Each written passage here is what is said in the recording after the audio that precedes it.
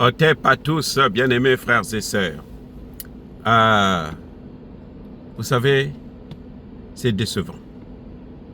Il y a les fameux Congolais d'origine rwandaise, ougandaise, je ne sais pas, kenyane et autres, ceux qui sont venus là, qui ont maintenant la nationalité, des semi-Congolais, hein, de la RDC. Ils sont à la fois Tutsi, ils sont à la fois Dandais, ils sont à la fois Congolais et tout. Et puis bon, ils sont fiers. Il y en a qui vont vous dire non.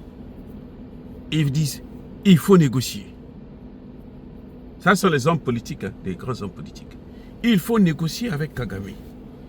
Parce qu'on n'a pas honte de négocier, il faut négocier pour qu'il y ait la paix. Parce que Kagame va prendre Goma, et quand il va prendre Goma, les avions vont atterrir, et puis ça sera une guerre à l'arme lourde, et personne ne pourra encore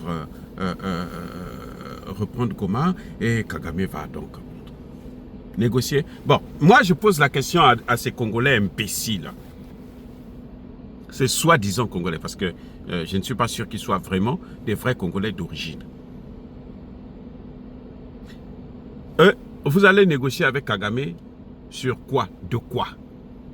Vous allez négocier de quoi? Kagame demande des terres. Donc, il faut s'asseoir avec Kagame et puis dire à Kagame, bon, écoute, toi tu demandes des terres, bon, tu demandes tout le Kivu, nous on va te donner 95% du Kivu, et puis bon, tu auras, nous on va prendre les 5%, ou bien, bon, on va te donner le Kivu, tout le Kivu, nord, sud Kivu, tu prends, avec les Ougandais, vous vous partagez ça, et puis nous tu nous laisses avec le reste du Congo. Mais après ces négociations, qu'est-ce qu'ils vont faire? Quand ils vont vraiment bien s'asseoir, ils vont demander encore autre chose. Vous croyez que le diable s'arrête? Le diable, quand vous lui donnez seulement même votre doigt là, il va vous arracher le bras. Et jusqu'à ce qu'il vous prenne tout le corps. Le diable, c'est comme ça. Hein? Avec les démons, on ne joue pas.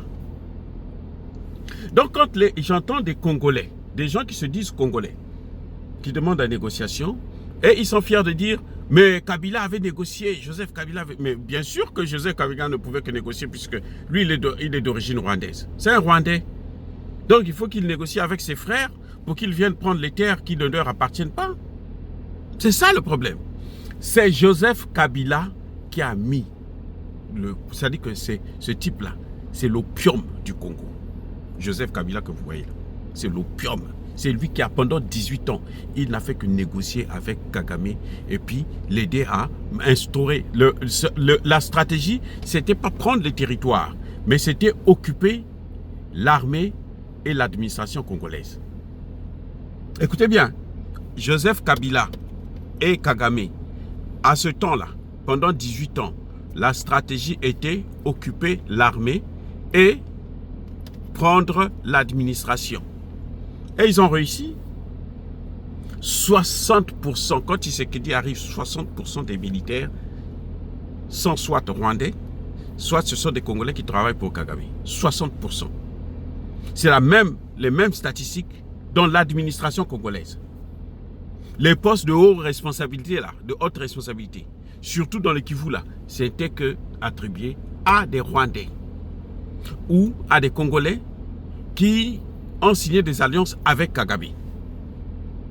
C'est ce que Joseph Tshisekedi Kabila a fait pendant 18 ans. Et c'était un processus par étapes. C'est-à-dire qu'on négocie en 2012. La première négociation quand ils prennent Goma. Négocie en 2012. Et puis, qu'est-ce qu'il fait? Lui dit, bon, comme on a négocié en 2012, là, on laisse un an passer, 6 mois.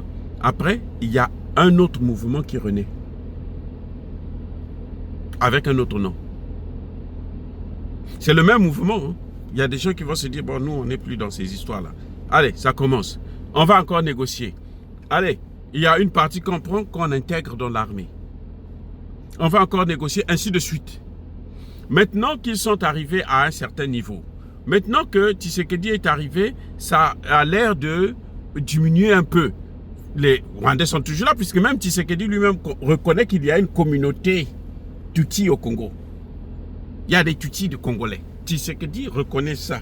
Parce que, bon, bien sûr, Il est bête, c'est tout, puisqu'il ne connaît pas l'histoire. Il faut connaître l'histoire pour pouvoir comprendre ces choses-là. Et donc, qu'est-ce qui se passe? Maintenant, ils se disent que nous avons assez de gens. La technique, la stratégie là, de prendre leur armée, de dominer leur armée, ou tous les chefs de l'armée. Mais James Kabarege a été le chef d'état-major de l'armée congolaise. Un Rwandais, 100%. Quand il a quitté là, il est allé être ministre, je crois, de la Défense de Paul Kagame. Quand on l'a déniché, il est reparti chez lui, il est allé être ministre de la Défense. Voilà ce qui se passait. C'est-à-dire, et c'est ce que Kagame est en train de faire actuellement là. Ce qu'il envoie au Congo là, c'est surtout les jeunes Hutus du Rwanda. Et les Tutsis sont les chefs.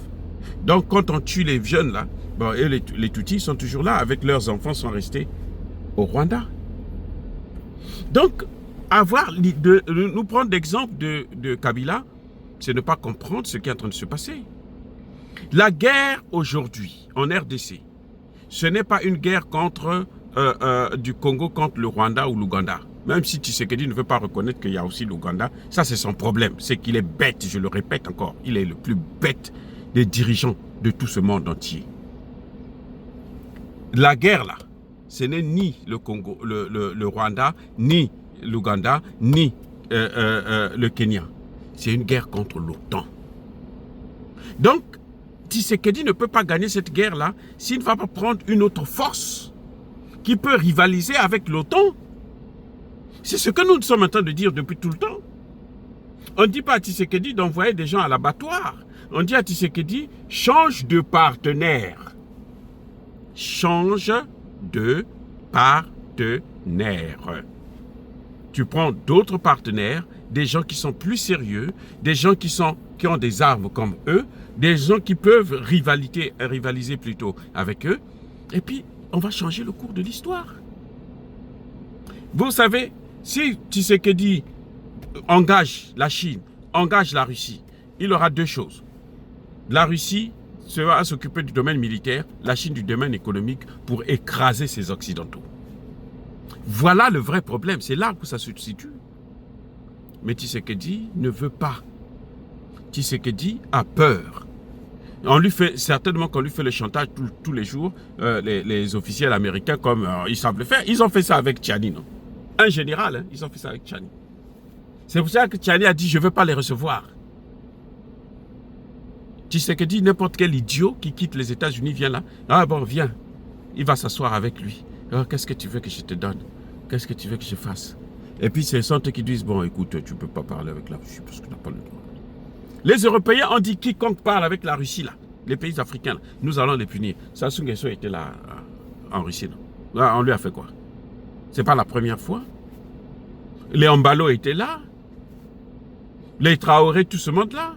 En temps de les tuer, qu'est-ce qui se passe? Il n'y a rien. Parce qu'ils ont un service. Tu ne peux pas gagner la guerre sans un service de renseignement. Et le service de renseignement qui peut rivaliser au service de renseignement des Américains, c'est celui des Russes. À la rigueur, celui des Chinois, même pas celui des Turcs.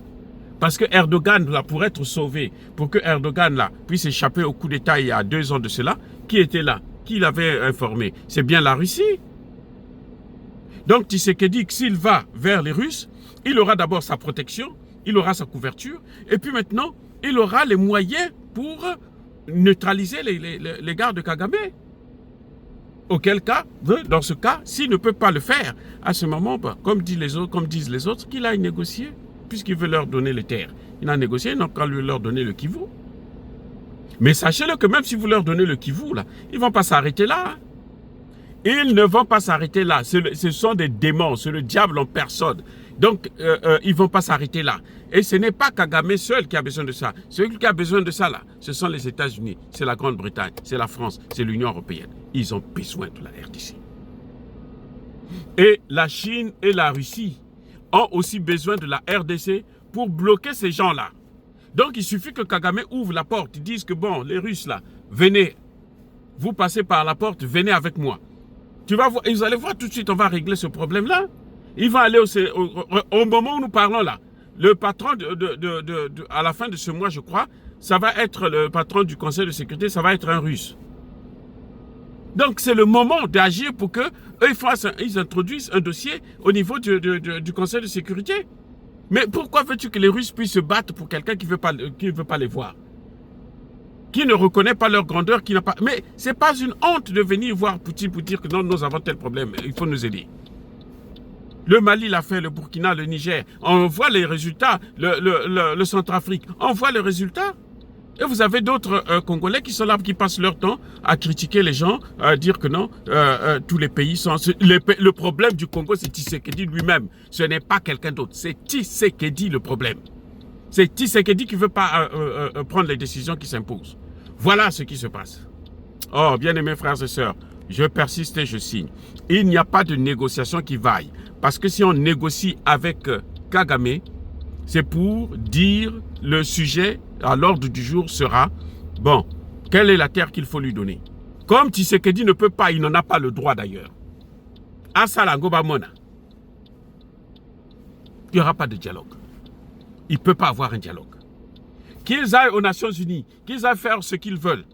Tshisekedi n'a qu'à prendre la décision que nous, Congolais, nous demandons. Nous, Congolais, nous, Africains, jeunesse africaine, nous demandons encore une fois de plus à Tshisekedi, va voir Poutine. Va voir Poutine. Et cette affaire-là, on n'attendra même pas un an pour que les Rwandais quittent. Tous les Rwandais quittent le Congo. Même, je dis, en moins d'un an, ils vont quitter le Congo. Voilà. Oh, bien aimés frères et sœurs, encore une fois de plus, soyez bénis, abondamment bénis par le Dieu de Kémit et par nos ancêtres angélisés. Mais que tous ceux qui persécutent le continent africain, le pillent et le déstabilisent, qu'ils soient noirs, blancs, chinois, arabes, juifs, indiens ou qui qu'ils soient punis, maudits, foudroyés, neutralisés, écrasés, effacés par le Dieu de Kémit et par nos ancêtres angélisés. Vive l'Afrique éternelle, j'ai dit et j'assume.